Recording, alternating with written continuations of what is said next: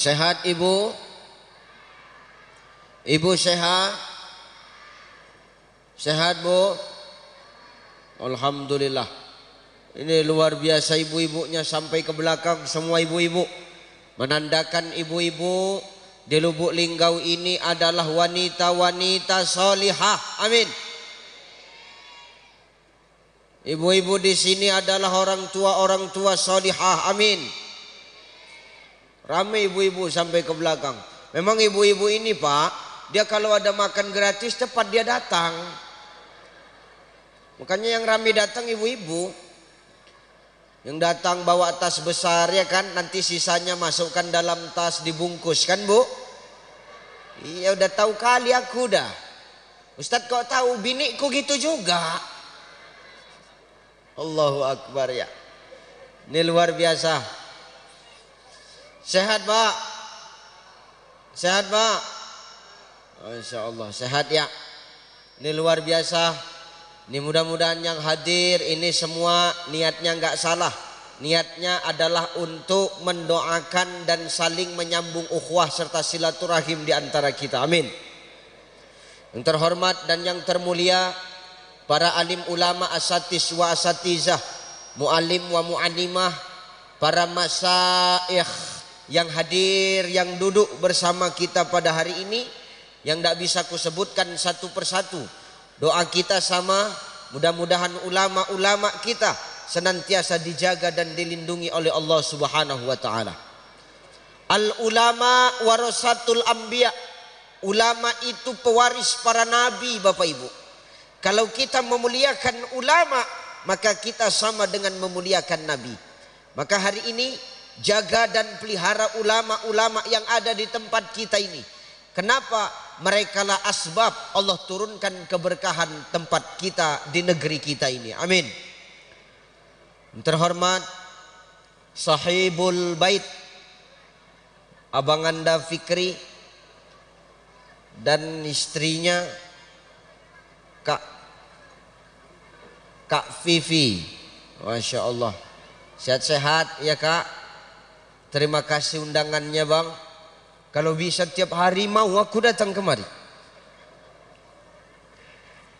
Insya Allah hajat yang menjadi maksud dan tujuan ini beroleh pahala dan ganjaran yang tidak pernah kita pikirkan dari Allah Subhanahu wa taala. Amin. Yang terhormat, siapa aja ini tak kenal lagu? Bapak Ketua DPRD Linggau, Bapak Haji Rodi Wijaya. Yang ku tengok sepandukmu udah banyak di jalan Pak. Ingat kau kemari undangan tempat keponakanmu, bukan kampanye, dengar kau. Insya Allah ya. Ini Pak Haji luar biasa hadir kemari memenuhi undangan ini keluarga beliau. Mudah-mudahan doanya Pak Haji tadi Allah ijabah. Maksud dan tujuan beliau ke depan memimpin Lubuk Linggau pun Allah ijabah. Amin. Amin. Kok nggak ada yang amin? Nggak setuju kalian? Wah gitulah. Terhormat Bapak Haji Ilyas, orang tua dari Bang Fikri yang hajatnya hari ini kita laksanakan.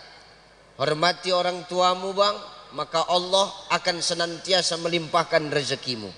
Jadikan mak ayahmu sebagai raja dan ratu, maka Allah akan meraja dan ratukan rezekimu. Amin. Yang terhormat siapa bapak ini? Lupa aku. Haji Zainal Abidin. Pak Haji ya. Sebelahnya Pak Hasbullah. Sehat Pak. Terus siapa lagi? Sini. Bapak Ketua Basnas yang tadi terakhir datang nyalamin aku. Sehat-sehat Pak Ketua Basnas. Sebelahnya Pak Hasan Basri. Ya. Sehat-sehat Pak. Kemudian Bapak, ini Pak siapa ini? Hah? Ah ya Bapak itulah pokoknya Pak ya. Sehat-sehat Pak ya, insyaallah. Bapak yang tadi kata sambutan dari tamu, Bapak yaitu bapak-bapak itulah ya. Sehat-sehat Pak ya. Dah, siapa lagi yang mau kusebut? Udah ya, habis ya. MC yang sudah mempersilahkan aku, mudah-mudahan yang gak kusebut satu persatu ini, semua kita yang hadir adalah orang-orang pilihan Allah yang nanti di akhir hidup kita tergolong kepada golongan manusia yang la'allahum yarsudun. Amin. Semangat kali orang itu, udah cair orang itu kan. Sehat-sehat anak-anak yang dari Yayasan Az-Zahra ya. Az-Zariyah. Mudah-mudahan apa yang dikasih sama tuan rumah itu nanti jadi berkah. Makin kuat aminnya, makin banyaklah dikasih itu. Mudah-mudahan doa kalian itu Allah sampaikan untuk mereka semua. Amin. Sudah, aku tidak lama-lama Bapak Ibu. Kita sampai jam berapa? Jam berapa Pak? Jam 2. Iya enak, Bapak Ibu cuma dengar, mulutku yang kuyak di sini Pak. Sudah yuk. La in syakartum la azidannakum wa la in kafartum inna azabi lasyadid. Kan gitu. Ini ayat yang bolak-balik tadi ku dengar. Mau dari MC, mau dari yang kata sambutan, ini kalimat ayat Quran yang dari tadi ku dengar. Apa kata Allah? Dengar Bapak Ibu. Makan rendangnya nanti aja. Aku pun belum makan rendangnya juga. Dengar ya. Siapa yang bersyukur kepadaku, kata Allah, la azidannakum, maka akan kutambah nikmatku. Maaf. Orang yang tahu syukur berarti orang yang tahu terima kasih Bapak Ibu. Betul? Betul ya? Pak, ini kalau Bapak dikasih sesuatu sama orang Pak, kira-kira ngomongnya apa? Terima kah? Terima kasih. Bu, Ibu kalau dikasih sesuatu sama orang, ngomongnya apa Bu?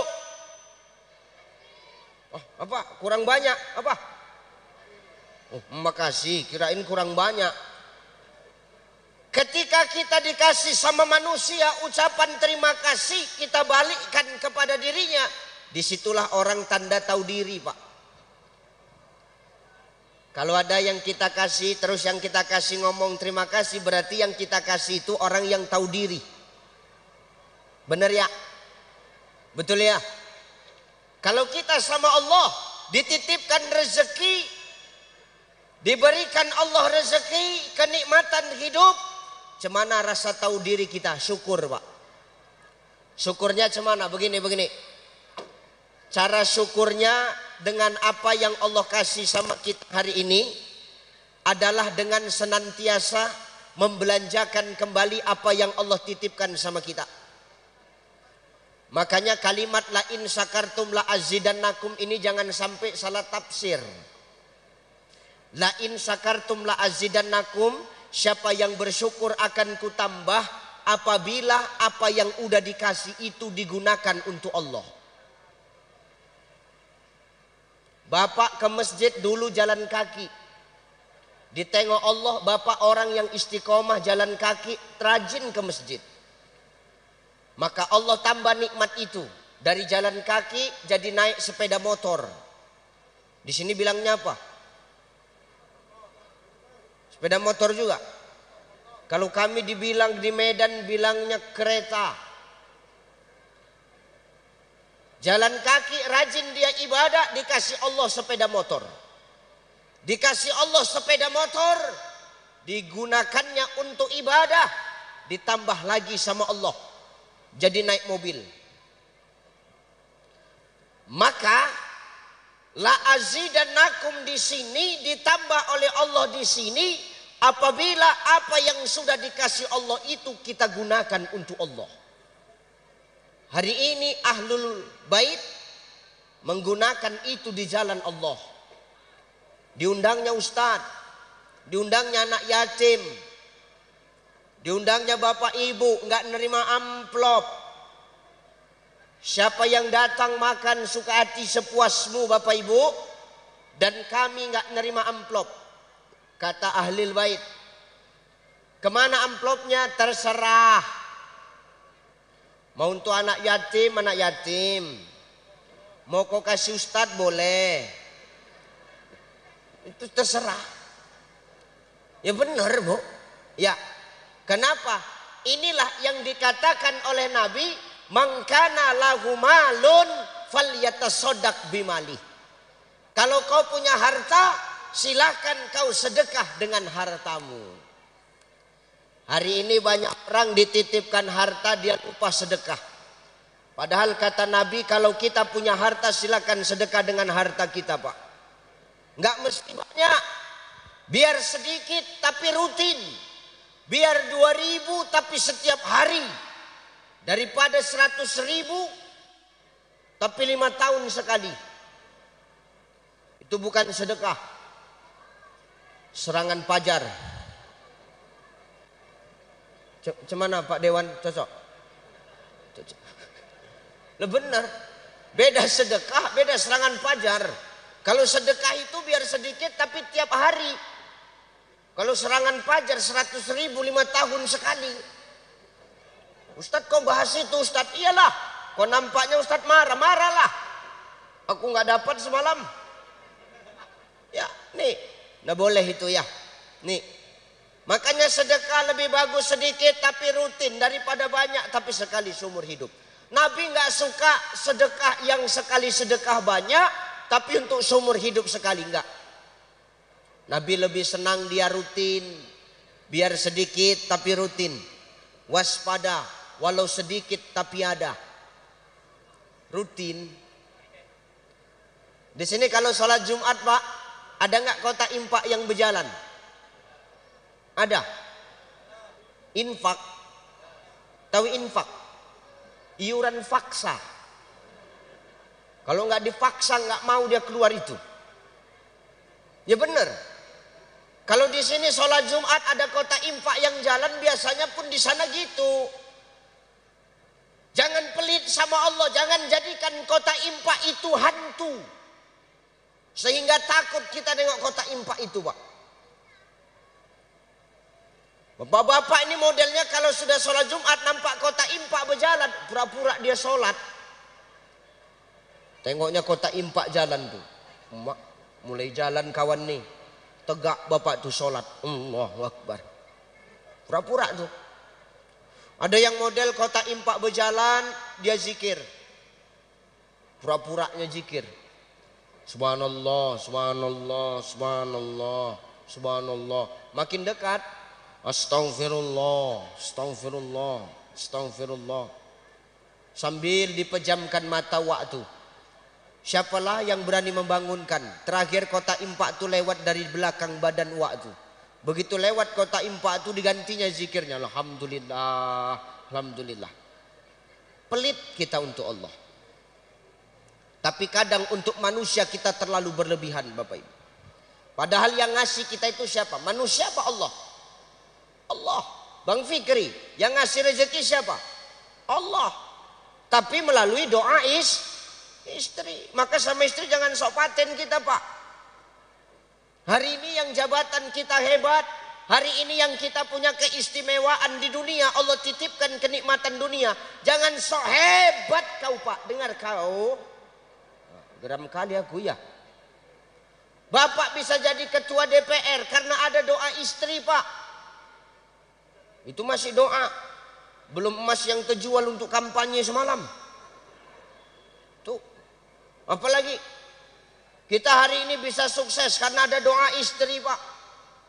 Saya hari ini bisa keliling Indonesia kemana-mana karena ada doa istri. Maka hari ini kita yang berhasil, para suami jangan sombong. Istri itu adalah jalan kita menuju kepada kesuksesan. Maka jangan semena-mena kita sama istri kita. Tepuk tangan untuk para istri. Senangkan aja dulu, nanti kita banting, biar aja. Gitu, senang-senangkan dulu kan. Tuh. Nih istri Nabi sekalipun, maaf, Rasulullah itu bisa sukses dalam dakwahnya karena ada doa seorang Khadijah, Bapak Ibu. Sepertiga harta Khadijah di tanah Arab itu habis. Untuk siapa? Dakwah Nabi. Bahkan apa kata Khadijah? Ya Rasulullah, andai kata hari ini hartaku sudah habis, aku sudah nggak ada lagi di muka bumi Allah ini, kau temui sungai yang tak ada jembatannya, bongkar kuburanku, rangkai tulang belulangku untuk menjadi jembatan. Ini yang ngomong Khadijah. Istri bapak pernah gitu, Pak? Apa? Pernah? Eleh, nggak usah cerita lah. Kalau istri awak di rumah lain, semua punya dia. Ada uang di atas meja, uang siapa ini? Uangku. Punya siapa ini? Punyaku. Cepat kali mulutnya. Maka sampai timbul istilah di mana-mana di kaum emak-emak, uang suami itu uang.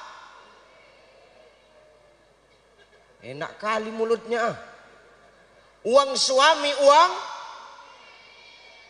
Wih, hebat kali kau, Bu. Uang suami uang. Mantap. Lagi-lagi uang suami uang. Enak kali kau. Uang suami uang istri.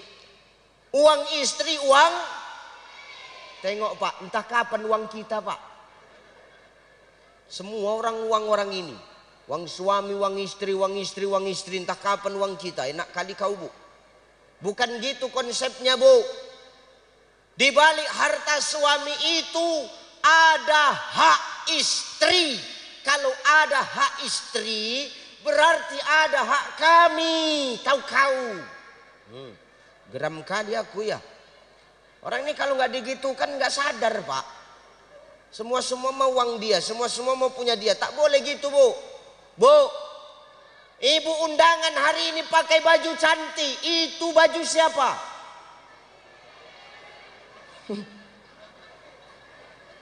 Baju ibu. Yang belikan siapa? Nggak kali ceritamu. Kau yang pakai baju baru, kami yang mengangsurnya tiap bulan. Biar tahu dulu ibu. Tengok, ini bapak siapa lagi nih yang baru datang? Hah? Siapa nih? Bapak, cepatlah duduk Pak, payah aku ceramah Pak. Bapak Haji Rahmat Hidayat Yopi Karim. Ya, itu dia. Selamat datang Pak Haji. Ya. Maka di balik harta suami itu ada hak istri. Enggak semuanya punya ibu, Bu. Kalau ada hak ibu berarti ada hak kami. Tapi di balik harta ibu, itu baru tak ada hak kami laki-laki. Senang kalian, Bu? Tuh. Di balik harta suami ada hak istri, tapi di balik harta istri tak ada hak suami, Pak. Kenapa? Ini yang ngomong Nabi. Nabi itu tidak pernah pakai harta Khadijah kecuali Nabi pinjam sama Khadijah. Atau kecuali Khadijah yang memberikannya kepada Nabi. Lebihnya tidak. Maka hari ini kita jangan sombong Bapak Ibu. Kalau kita punya harta. Kata Nabi, man kana lahu malun falyatasaddaq bimali. Ada harta kita, sedekah dengan harta. Maka gunakan harta kita di jalan Allah Subhanahu wa taala. Ustadz, apa? Aku bukan orang kaya, Ustadz. Cemana caraku sedekah? Enggak ada hartaku, Ustadz. Kata Nabi, man kana lahu quwwatun falyatasaddaq biquwati. Kalau enggak ada harta kita, tapi ada kekuatan kita, sedekah kita dengan kekuatan kita, Bapak Ibu. Gimana caranya Ustaz? Tolong orang yang lemah dengan kekuatan yang kita punya. Hari ini kita dibilang orang hebat, masih muda, kuat. Jangan dengan kekuatan kita buat untuk menghina, menghardik dan menganiaya orang yang lemah. Itu tak boleh.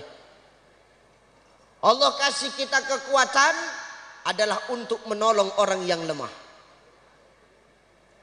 Susah tukang becak tuh. Kenapa Ustaz? Capek mendayung becaknya. Bantu sorongkan. Ustaz, apa? Ada nenek-nenek tuh susah nak menyeberang Ustaz. Ya stopkan motor-motor tuh. Seberangkan nenek-nenek itu.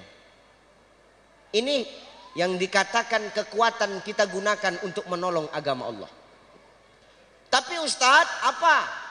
Orang yang kami tolong itu Ustaz nggak tahu ngomong terima kasih. Biar aja. Kalau dia nggak ngomong terima kasih, biar aja. Kenapa? Kita nggak butuh terima kasih dari orang. Biar ibadah kita yang menilai Allah. Hari ini kan orang gila pujian, Pak. Di mana-mana gila pujian, gila dihargai, gila disanjung-sanjung. Ngapain? Sanjungan manusia itu ndak ada apa-apanya dibandingkan dengan sanjungan Allah Subhanahu wa taala. Maka kita jangan terlalu berharap sama manusia, biasa aja. Kalau terlalu berharap sama manusia, ujung-ujungnya sakit, kecewa.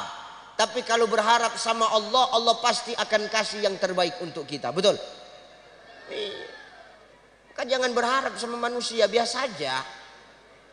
Slow aja hidup ini. Aku slow aja. Makanya aku nggak berharap-harap kali aku jadi orang, biasa aja. Kalau ceramah kemana-mana Pak, biasa aja aku. Nggak kuharap-harapkan amplop itu, demi Allah Pak.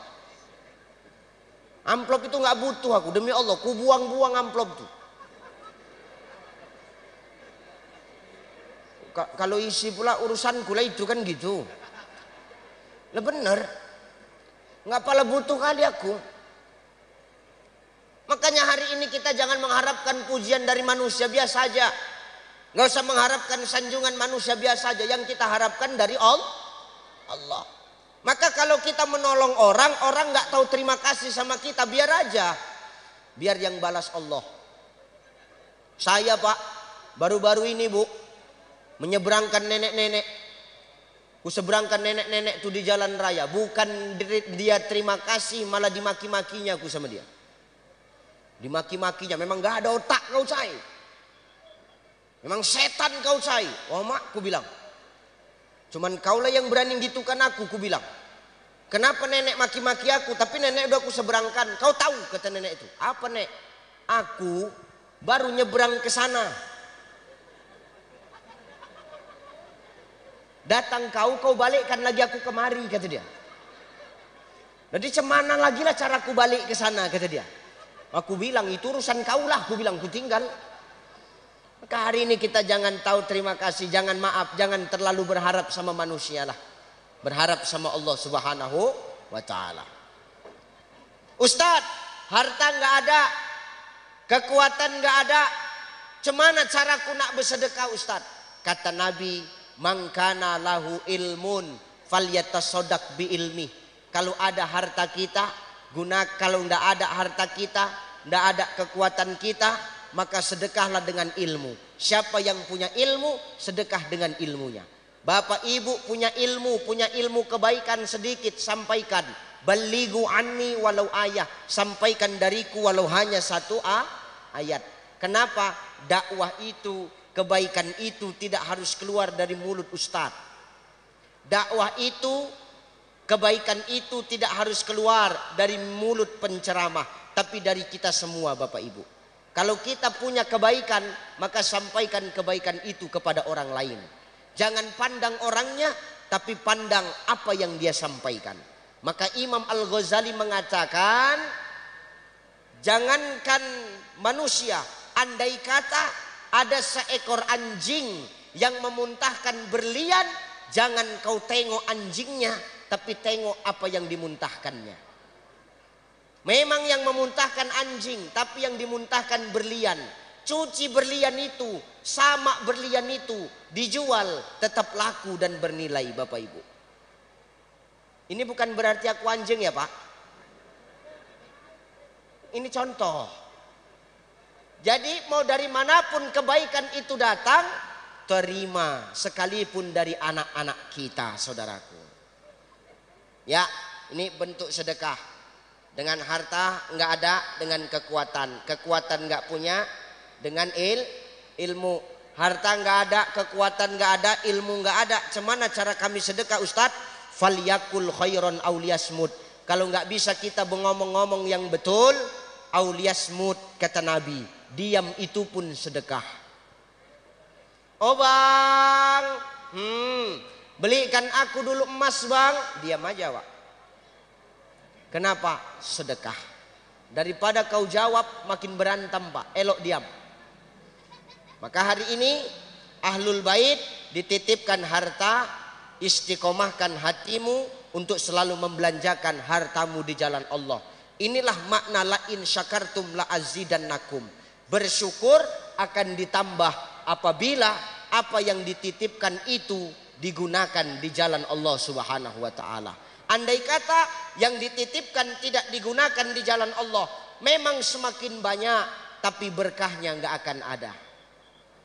Buat apa harta yang banyak tapi berkah itu nggak ada Bapak Ibu? Orang miskin banyak bahagia, kenapa? Tenang hatinya. Banyak orang kaya nggak tenang hatinya karena nggak bahagia. Kenapa? Gelisah. Kenapa? Berkahnya itu dicabut oleh Allah. Salah satunya yang menyebabkan keberkahan harta itu dicabut oleh Allah apa? Kalla bal la tukrimunal yatim. Kita lupa sama anak yatim. Hari ini kita sudah dipertontonkan anak yatim, hari ini kita muliakan. Hari ini anak yatim dimuliakan Bapak Ibu. Tak dibeda-bedakan, semua dibaginya. Mudah-mudahan ini menjadi asbab Allah turunkan keberkahan untuk Ahlul Bait. Amin. Dah, ayo ngaji. Ibu bapak yang dimuliakan Allah. Bang Fikri sekarang anaknya berapa? 3. Istrinya? Anak 3, istri 1. Ada niat nggak? Ada niat?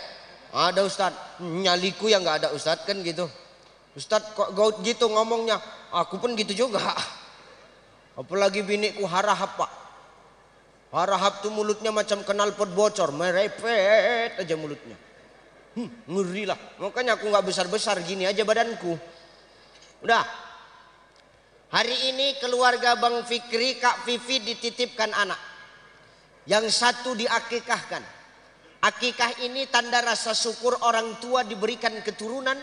Lalu ditabalkannya anaknya, dikasih nama terbaik.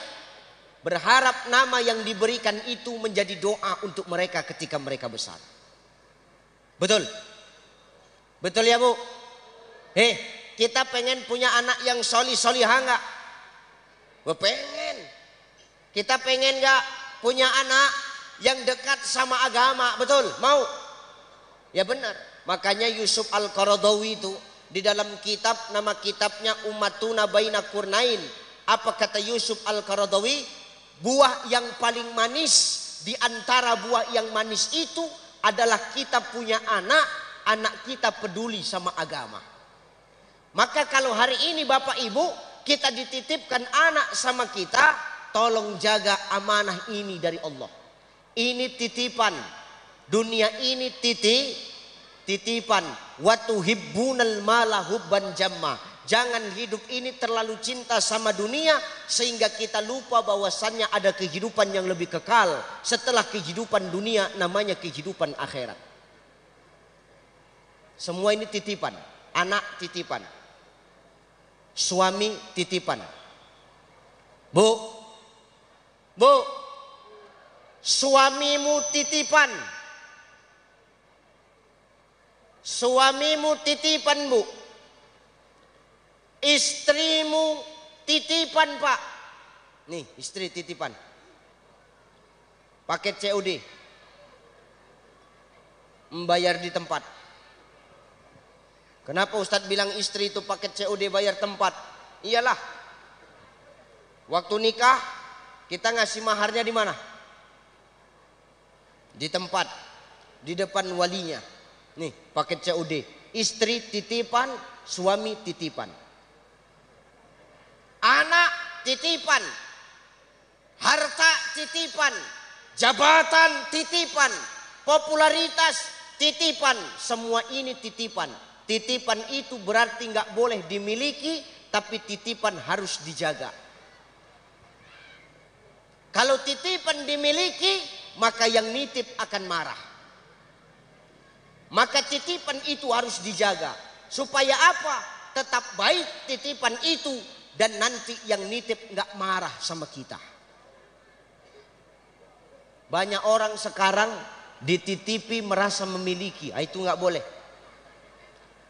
Suami nggak boleh terlalu memiliki istri. Karena dia titipan.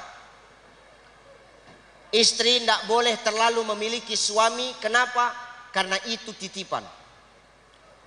Orang tua tak boleh terlalu memiliki anak. Kenapa? Karena itu titipan. Secinta-cintanya kita dengan apa yang kita cintai di muka bumi Allah ini, suatu saat kita akan berpisah dengan yang kita cintai. Suami cinta sama istri, suatu saat kita akan berpisah. Orang tua cinta sayang sama anaknya, suatu saat dia akan berpisah dengan anaknya. Anaknya begitu cinta kepada emak ayahnya, suatu saat dia akan berpisah dengan orang tuanya. Aku cinta sama istriku, suatu saat aku pun bakal berpisah dengan istriku, Bapak Ibu. Perkara siapa yang duluan, itu Allah yang atur. Lah benar Pak. Lah ini Bapak Ibu kan kita nggak ada yang tahu perkara mati itu ya. Mati itu kan urusan Allah. Bisa jadi Bapak duluan, Ibu duluan, saya belakangan.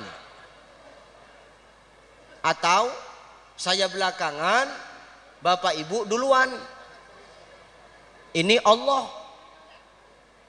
Bisa suami duluan, istri belakangan. Bisa istri belakangan, suami duluan. Sekarang pertanyaan saya Bu. Bu, Ibu kalau suruh milih Bu, mana yang lebih bagus mati duluan? Suami apa istri? Suami apa istri? Suami. Itulah Pak kelakuan istri Bapak itu Pak. Kalau perkara mati suami, cepat betul menjawabnya. Nggak boleh gitu Bu. Jangan sikit-sikit suami, sikit-sikit suami. Kenapa harus suami yang mati duluan Bu? Jawaban orang ini simple. Apa Ustadz? Enak kali lah Ustadz. Kalau aku mati duluan nanti dia nikah lagi. Nggak pala pun nunggu ibu mati. Kalau kami mau nikah laginya kami. Kenapa Ustadz? 4 jatah kami biar tahu dulu ibu. 4. Maka jangan ngomel aja mulutmu. 3 lagi jatah kami tahu. Nih. Perkara mati suami duluan. Kenapa Ustadz harus suami duluan? Enak kali lah Ustadz. Nanti kalau kami yang mati duluan dia nikah lagi Ustadz.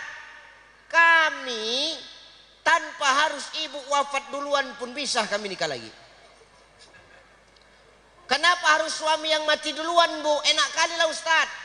Nanti anak masih kecil siapa yang ngurus Ustadz? Pandai kali alasan ibu. Bisa kami cari babysitternya. Kenapa harus suami duluan? Ya begitulah perempuan itu Pak. Makanya jangan heran kalau gas di rumah itu habis, pasti yang disuruhnya masang kita Pak. Ustadz kok tahu? Begitu aku di rumah. Habis gas di rumah tuh dipanggilnya aku. Papa. Apa Mi? Pasangkan gas sini Pak.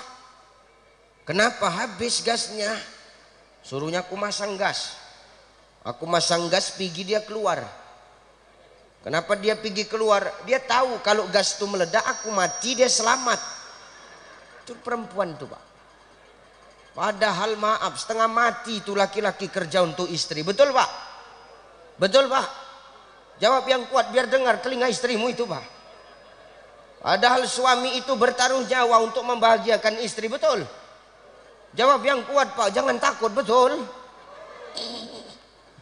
Suami ini pergi pagi pulang petang, kadang-kadang nggak pulang-pulang. Rupanya buka cabang. Hati-hati Pak.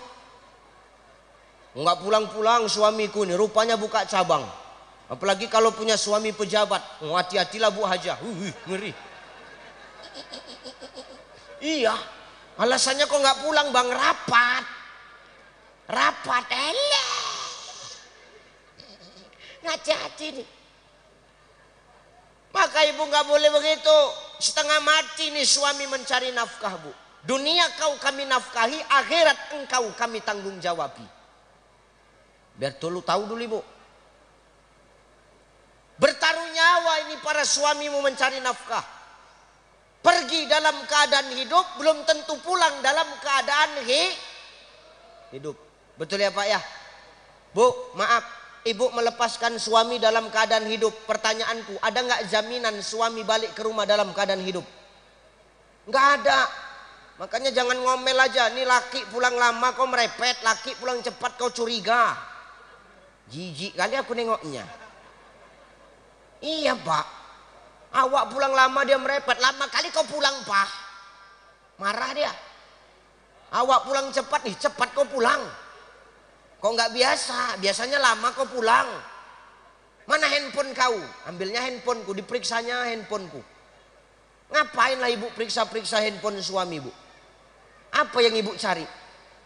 Sepandai-pandainya ibu mencari di handphone suami, lebih pandai lagi suamimu menghapusnya sebelum sampai rumah. Alah, kok tahu Ustadz? Pemain semuanya ini. Ceritalah. Makanya hilang kecurigaan itu, hilangkan. Jangan ibu sikit-sikit curiga sama suami, tak boleh. Karena maaf, baik buruknya anak itu tergantung emak sama ayahnya. Kalau emak sama ayahnya bagus, maka insya Allah anak-anaknya akan jadi anak-anak qurrata a'yun wa ja'alna lil muttaqina imama. Suami pergi kerja itu jangan awak curigai, doakan. Kecup tangannya. Kalau Ustadz dah tua Ustadz, yang tua itu sedap. Agak-agak bau tanah tangan waktu. Lah benar tuh. Ini cium tangan ini sepele Pak. Bu, nih saya kasih amalan Bu. Bu, bandel kan orang Lubuk Linggau nih, woi. Cium tangan suami ini amalan kecil tapi pahalanya besar. Dengar kalian para istri. Ku bela kalian Pak. Kenapa Ustadz bela suami? Karena aku tahu wajah kalian wajah tertekan semuanya ini. Tenang aja, ku bela hari ini. Siapa seorang istri yang mencium tangan suaminya ketika suaminya pergi mencari nafkah? Atau ketika seorang istri keluar rumah karena mendapat izin suami. Ingat Bu, seorang istri keluar rumah karena mendapat izin suami. Kalau tak dapat izin suami, jangan ibu keluar-keluar sendiri. Kenapa? Allah murka, malaikat benci. Kenapa? Enggak redho. Enggak akan Allah dan para malaikat itu redho. Oh bang, shopping lah aku dulu ya bang. Enggak. Udah ditunggu orang ini, enggak, tunggu aku pulang. Ibu nekat pergi. Selama ibu melangkahkan kaki sejauh manapun, disitulah Allah murka dan malaikat tidak akan redho dengan langkah kaki bunda. Dilaknat Allah. Maka semua harus izin suami ini. Ustadz itu kan yang ada suami. Kalau kami yang janda Ustadz izin sama siapa? Sama suami orang, enggak pala sama suami orang. Kadang-kadang ada aja jawaban janda nih, heran aku. Ini tidak boleh, kita harus redho suami. Ingat, keluar rumah izin suami. Suami keluar rumah Bu, atau ibu keluar rumah karena dapat izin suami, minta izin sama suami, kecup tangan suami. Pahalanya mau tahu Ustadz? Pahalanya sama besarnya seperti ibu mencium Hajar al Aswad batu hitam yang tertempel di dinding Ka'bah. Bayangkan, mencium tangan suamimu seperti mencium Hajar al-Aswad. Nih, tidak pala ibu jauh-jauh ke Mekah mencium Hajar al-Aswad. Di rumah ada tangan suamimu, Bu. Apalagi hitam kulit suamimu, makin besar pahalamu, Bu. Hajar al-Aswad. Ini benar ini. Nah, ngomong bukan saya, yang ngomong Rasulullah. Ini sepele tapi jarang dilakukan oleh para istri. Sebenarnya para istri ini kalau mau masuk surga gampang, cukup muliakan suami. Berdandan, bersolek awak karena Ibu bersolek untuk siapa? Untuk siapa, Bu? Suami siapa? Suami siapa? Enggak, ini suami luas, Pak. Jangan bapak untuk suami terus bapak senang. Suami ini luas. Suami siapa? Suami orang apa suami tetangga? Hati-hati awak. Awak bersolek, berdandan untuk suami. Bahkan Aisyah itu diperintahkan oleh Nabi ketika tidur disuruhnya berdandan, bersolek, bercelak, bercelak, bercelak nih, Bu, bercelak. Boleh bercelak Ustaz, boleh bercelak. Taulah perempuan kalau udah bercelak, pangkal tumpul ujung lancip. Kalau pangkal tumpul ujung tumpul ulang sampai lancip, itu perempuan. Bercelak boleh Ustaz, boleh. Yang tak boleh mencukur alis, mentato alis. Nggak usah tengok-tengok kawan sebelah, tengok aku aja, Bu. Nggak usah kau pun juga kau, nggak usah. Tengok aku aja. Ustaz menyindir, tak menyindir, aku hanya mengingatkan. Tak boleh. Laqad khalaqnal insana fi ahsani. Sungguh Allah menciptakan manusia dengan sebaik-baik bentuk. Kalau kita rubah apa ciptaan Allah, summa radadnahu asfala safilin, Allah akan lemparkan kami ke aspal, ke tempat yang paling rendah, namanya neraka. Bercelak boleh, silakan. Bebincu, nih bebincu berlipstik, bebincu, boleh Ustadz, boleh, boleh. Biar rata, lagakan bibir tuh, Bu. Tuh rata. Boleh Ustadz bersolek, bebincu, boleh. Yang tak boleh apa Ustadz? Yang tak boleh menyulam bibir. Untuk apa sulam bibir? Biar tebal Ustadz. Bibirnya biar tebal. Kalau mau tebal tak pala kau sulam, Bu, antukkan ke dinding, tebal bibirmu. Banyak kali kadang tingkahnya sulam. Jangan rubah ciptaan Allah. Berdandan, mau tidur berdandan, pakai Rexona, pakai minyak wangi, semprot kamar tuh biar wangi. Capek suami pulang kerja masuk ke kamar, hilang capeknya. Betul Pak? Ini tidak, kamar kecil, jendela tak ada, AC tak ada, kipas angin, hidup segan mati tak mau. Bukan pakai minyak wangi, pakai api sonibu tuh. Sesak napas suaminya, meninggal di tempat. Hati-hati. Kamu muliakan tuh suami, ya Bu ya. Insya Allah itu pahalanya luar biasa. Ustadz, iya. Kalau kami harus memuliakan suami, apakah suami itu nggak harus memuliakan kami? Ya harus Pak. Nabi itu dimuliakannya istrinya, dibuangnya, dicampaknya semua bantal. Kau Khadijah, nggak usah kau tidur di atas bantal. Jadi di mana kami tidur ya Rasulullah? Kau tidur di atas lenganku. Nggak pernah Khadijah itu tidur di atas bantal, tidur di atas lengan Rasulullah. Kutes Pak di rumah. Kutes. Ku panggil istriku, Mi, jangan kau tidur di bantal, campakkan bantal tuh. Oke. Jadi aku tidur di mana Pak? Kau tidur di atas lenganku. Oke. Satu malam Pak. Begitu bangun subuh, macam tiang inilah tanganku, kaku, tak bisa bergerak. Besok malam lagi Pak, cukup ku bilang. Apalagi kalau punya bini badannya macam speaker aktif kan. besar. Wow, jangan coba-coba Pak, nggak sanggup awak Pak. Ngeri. Nih, maka kalau seorang suami mau dimuliakan istri, muliakan istrimu juga dengan baik. Kenapa? Tanpa doa istri hari ini kita suami nggak ada apa-apanya Pak.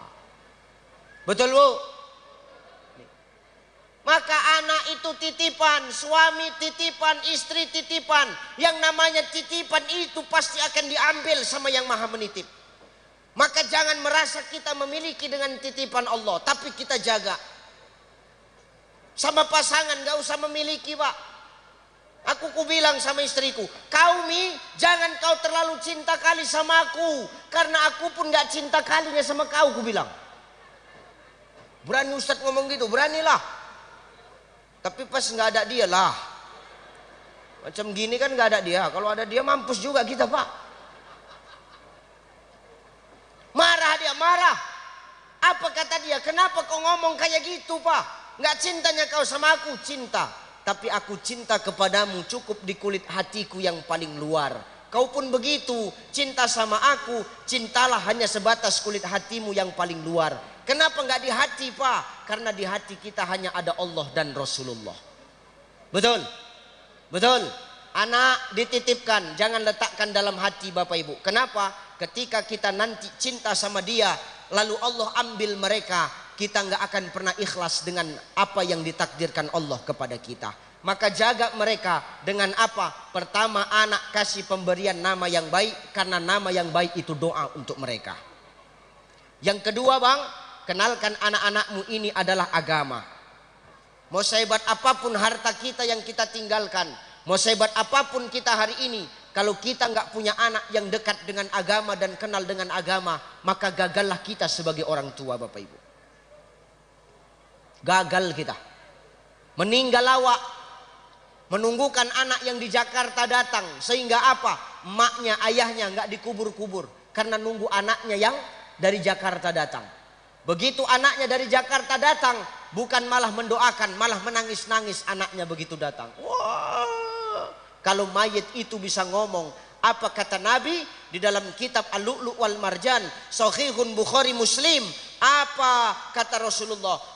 Celakalah orang tua yang punya anak yang ditunggu kedatangannya, sampai-sampai ditunda pemakamannya karena menunggu seorang anak.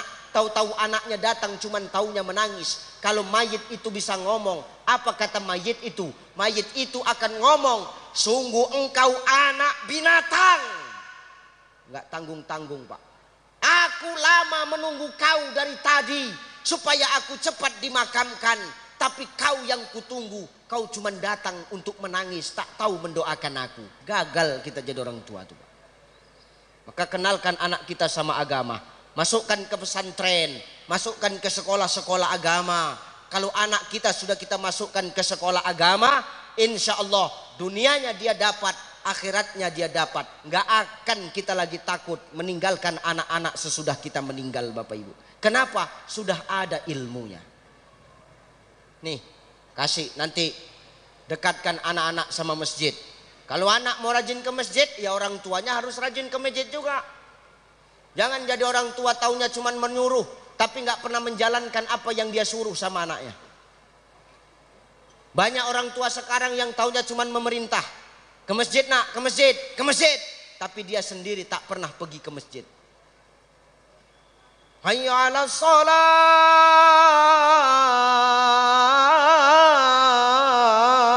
Matikan TV itu nak, pergi kau ke masjid. Hayya 'alal falah. Matikan TV, pergi ke masjid. Allahu Akbar, Allahu Akbar, la ilaha illallah. Matikan TV, pergi kau ke masjid. Nanti ya, matikan TV apa kau yang kumatikan? Baru pergi anak tu ke masjid. Marah anak tu pergi ke masjid. Ayah taunya cuman memerintah aja. Sampai di masjid anak tu buat recok.